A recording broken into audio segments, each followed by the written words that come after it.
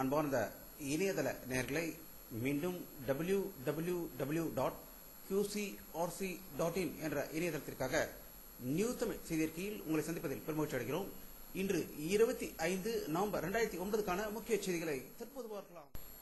இந்திய பாராளுமன்றத்தில் விவசாயிகளுக்கு கரும்பு விலை போராட்டத்துக்கான விலை மற்றும் தீர்வு இதுவரை எட்டவில்லை.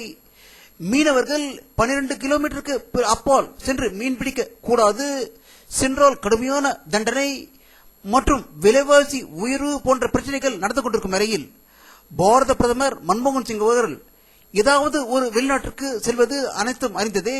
தற்போது அமெரிக்க சுற்றுப்பயணம் மேற்கொண்டுள்ள பிரதமர் மன்மோகன் சிங் அவர்கள் அமெரிக்க அதிபர் பாரக் ஒபாமாவை சந்தித்து விருந்தோம்பல் நிகழ்ச்சியில் கலந்து கொண்ட போது அமெரிக்க அதிபரும் பாரத பிரதமரும் கண்ணாடி கோப்பையில் பானத்தை ஊற்றி சேஸ் செய்து கொள்வதை இந்த படத்தில் காணலாம்.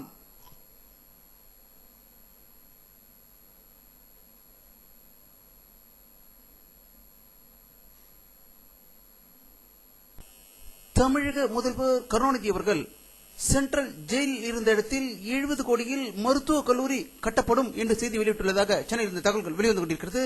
இதை பற்றி நம்முடைய அரசியல் கருத்து கேட்டபோது தமிழக முதல்வர் அந்த இடத்தில் புதிய மருத்துவக் கல்லூரியை கட்டலாம், ஆனால் தாம்பரத்திற்கு அருகில் உள்ள குரோம்பேட்டையில் 50 ஆண்டுகளாக அரசு மருத்துவமனை ஒன்று செயல்பட்டுக் கொண்டு வருகிறது. இதில் லட்சக்கணக்கான நோயாளிகள் வந்து செல்கின்றார்கள். இந்த மருத்துவமனையில் அடிப்படை வசதிகள், மருத்துவர்கள் இல்லாமை போன்ற பல பிரச்சனைகளில் சிக்கி தவிக்கும் நிலையில் இதில் லட்சக்கணக்கான மக்கள் நோயாளிகளாக வரும்போது இவற்றை மருத்துவக் கல்லூரியாக மாற்றினால் இங்குள்ள தாம்பரம், பல்லாவரம், ஆலந்தூர் சுற்றியுள்ள பகுதிகளில் இருந்து 10 லட்சத்துக்கும் மேற்பட்டோர் பயனடைவதை தமிழக முதல்வர் அறிந்து இங்கு மருத்துவக் கல்லூரி கட்ட அவர் ஏற்பாடு செய்ய வேண்டும் என்று வல்லுநர்கள் கருத்து வெளியிட்டிருக்கிறார்கள்.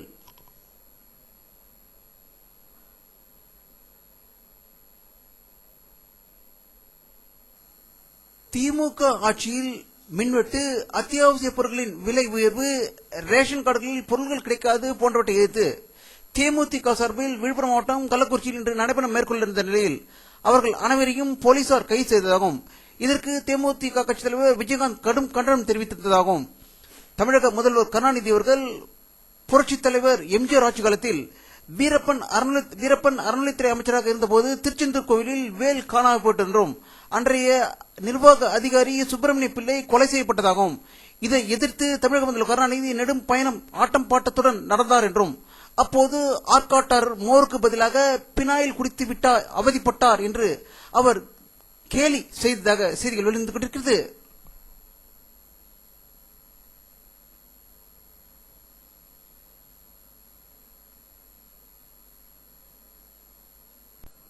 தமிழக துணை முதல்வர் திரு மு.க. ஸ்டாலின் அவர்கள் சிங்கப்பூர் சுற்றுப்பயணத்தின் ஒரு பகுதியாக சிங்கப்பூரில் உள்ள சீனியர் மந்திரிகளை சந்தித்து தமிழகத்தில் தொழில் தொடங்குவதற்கும் தமிழகத்தின் முன்னேற்றத்திற்கு வேண்டிய ஆலோசனைகளை அவர்களிடம் ஆலோசித்ததாக சிங்கப்பூரில் இருந்து தகவல்கள் வெளிவந்து கொண்டிருக்கிறது.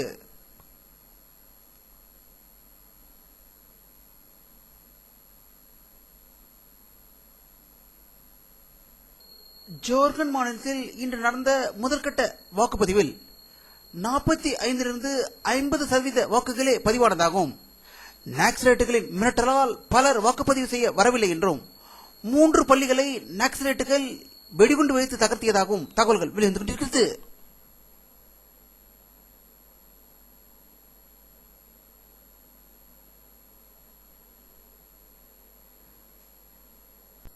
இந்திய பாராளுமன்றத்தில் மக்களவையில் இன்று அனைத்து எதிர்க்கட்சிகளும் இந்தியா முழுவதும் உரத்தட்டுப்பாடு தலைவிரித்து ஆடுகிறது, இதற்கு மத்திய அரசின் பதில் என்ன என்று கேள்வி எழுப்பிய போது மத்திய ரசாயன அமைச்சர் மு.க. அழகிரி அவையில் இல்லாதால் பெரும் கூச்சல் குழப்பம் ஏற்பட்டதாகவும் பல நிமிடங்களுக்கு பிறகு இணை அமைச்சர் பதிலளித்ததால் அமைதி அடைந்ததாக டெல்லியிலிருந்து தகவல்கள் வெளிவந்து கொண்டிருக்கிறது.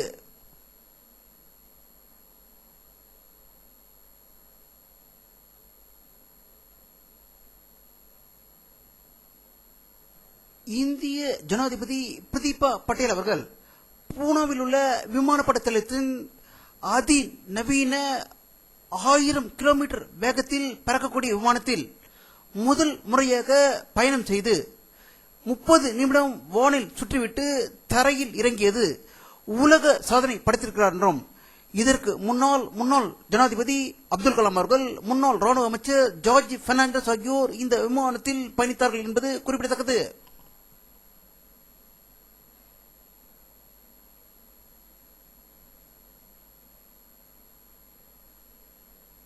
மார்க்சிஸ்ட் கம்யூனிஸ்ட் கட்சி வெளியிட்டுள்ள ஒரு செய்தி அறிக்கையில், பாபர் மசூதி இடிக்கப்பட்ட போது மத்தியில் காங்கிரஸ் ஆட்சியில் இருந்தது, அவர்கள் இடிக்கும் போது என்ன செய்து கொண்டிருக்கிறார்கள் என்றும், இதுவரை இடித்தவர்கள் மீது எந்த நடவடிக்கையும் எடுக்கவில்லை என்றும், லிபரான் கமிட்டி வெளியிட்டுள்ள தகவல்படி எந்த குற்றவாளியும் இதுவரை தண்டிக்கப்படவில்லை என்றும், இது ஒரு போலியான நாடகம் என்று கூறியிருப்பதாக டெல்லியிலிருந்து தகவல்கள் வெளிவந்து கொண்டிருக்கிறது.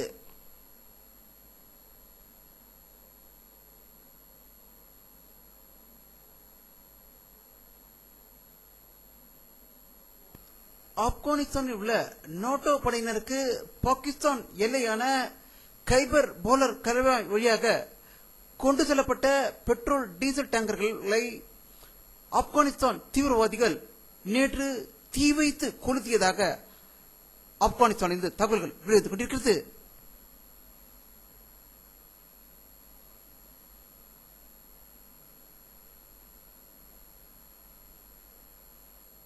பிலிப்பைன்ஸ் நாட்டில் நடக்க இருக்கும் தேர்தலுக்காக வேட்புமனு தாக்கல் செய்த சென்ற உறுப்பினர் மற்றும் அவருடன் சென்ற 12 பத்திரிகையாளர்கள் உள்பட பலரை பழங்குடியின தீவிரவாதிகள் கடத்தி சென்று கொன்று மண்ணில் புதைத்ததால் பிலிப்பைன்ஸே அதிர்ச்சி அடைந்திருப்பதாகவும், அதில் 56 பேர் உயிர் இழந்ததாக மணிலாவிலிருந்து தகவல்கள் வெளிவந்து கொண்டிருக்கிறது.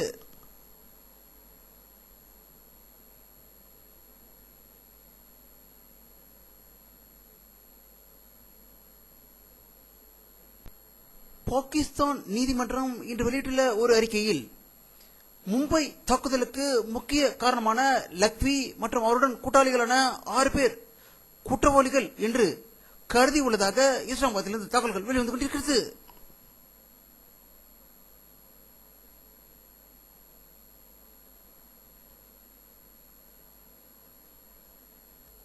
வானிலை அறிக்கை 25 நவம்பர் 2009 பிற்பகல் 3 மணி எடுக்கப்பட்ட சாட்டை போக்குவரத்தை தற்போது பார்த்துக் கொண்டிருக்கிறீர்கள். தமிழகத்தில் மேகமூட்டங்கள் அவ்வளவாக காணப்படவில்லை. ஊட்டி, கோவையில் லேசான மேகமூட்டங்கள் காணப்படுகின்றன. தமிழகத்தில் பல பகுதிகளில் இன்று வெயில் நன்றாக அடித்ததாகவே தகவல்கள் வெளிவந்து கொண்டிருக்கிறது.